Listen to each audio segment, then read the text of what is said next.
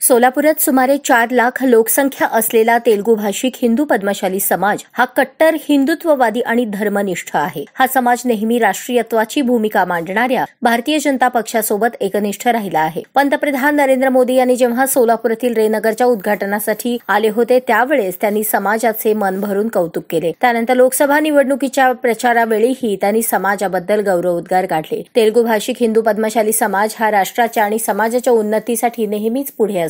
अशा समाजाला शहर मध्य मतदारसंघाची उमेदवारी द्यावी अशा मागणीचे निवेदन श्री मार्कंडेय जनजागृती संघाच्या वतीने पालकमंत्री चंद्रकांत पाटील, भाजपचे जिल्हाध्यक्ष सचिन कल्याण शेट्टी आणि शहराध्यक्ष नरेंद्र काळे यांना दिले। गेल्या अनेक वर्षांपासून कडवट आणि धर्मनिष्ठ असलेला तेलुगू भाषिक हिंदू पद्मशाली समाज हा भारतीय जनता पक्षासोबत उभा आहे, परंतु भारतीय जनता पक्षाने समाजासाठी हवे तेवढे योगदान दिलेले नाही। समाजाला गृहीत धरून नेहमीच दुर्लक्षित केले आहे। याची खतखत सोलापूर शहर उत्तर, शहर मध्य, शहर दक्षिण अशा तीनही मतदारसंघातील तेलुगू भाषिक हिंदू पद्मशाली मतदारांमध्ये आहे। कधीही राजकीय इच्छा आकांक्षा न बाळगता नेहमी हिंदू समाजाच्या हिताकरता काम केले आहे। आज गरज म्हणून यंदाच्या विधानसभेला अंबादास गोरंट्ला यांना उमेदवारी देण्यात यावी अशी मागणी संघाने केली आहे। नितीन मार्गम आपल्या पद्मशाली समाजात सोलापूर शहर मध्यमध्ये व दक्षिण उत्तरमध्ये जवळपास हिंदू पद्मशाली 5 ते 6 लाख संख्या आहे।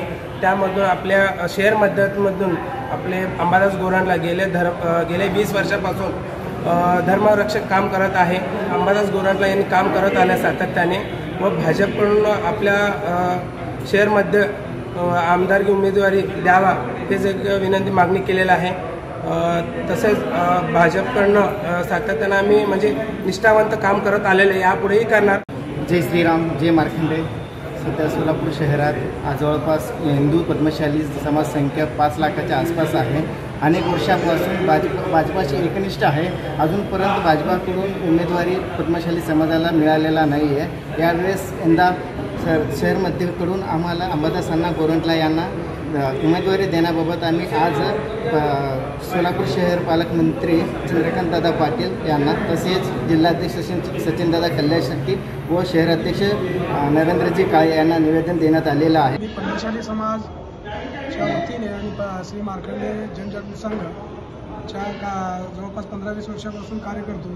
त्या कार्यामध्ये अंबादास गोरंट्ला यांचा पण सहभाग असतो। त्यांचा या व्यतिरिक्त हिंदुत्व म्हणून त्याचा सारखा कार्यक्रम किंवा कार्य पण त्यांचा लघुजहाजावर कार्य चालतो। म्हणून त्यांना पद्मशाली समाजाचे शहर मध्यमध्ये बीजेपीकडून उमेदवारी मिळावी म्हणून चंद्रकांतदादा पाटील, सचिन कल्याण शेट्टी, नरेंद्र काळे यांना निवेदन दिलेलं आहे।